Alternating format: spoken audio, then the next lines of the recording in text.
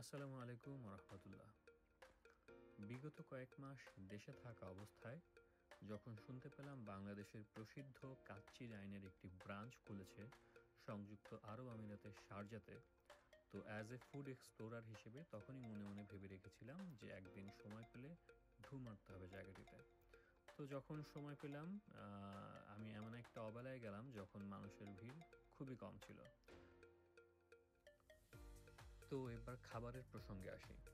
খাবারের কথা বলতে গেলে প্রথমে আসে জালি কাবাবের কথা। জালি কাবাবের স্বাদ আমার কাছে অতটা আশানুরূপ লাগেনি, বাংলাদেশের মতো এতটা ফ্লেভারফুল না। আর দুবাইতে আলু খেতে গিয়ে আমি বরাবরই হতাশ থাকি, বিকজ রেস্টুরেন্টগুলোতে যেই আলু ব্যবহার করে এটি মূলত হচ্ছে পাকিস্তানের আলু। আর পাকিস্তানের আলুর স্বাদ বাংলাদেশের আলুর ধারে কাছে নেই।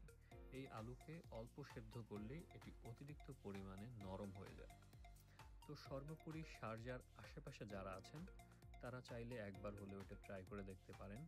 বাট সংযুক্ত আরব আমিরাতের অন্যান্য স্টেটগুলো থেকে কেউ যদি এটা খেতে আসতে চান শুধুমাত্র এটাকে উদ্দেশ্য করে, দেন এটা এত বেশি অর্থিত হবে না। তো সবাই ভালো থাকবেন, সুস্থ থাকবেন। ইনশাআল্লাহ আবার কোথাও দেখা হবে, অন্য কোথাও অন্য কিছু এক্সপ্লোর করতে।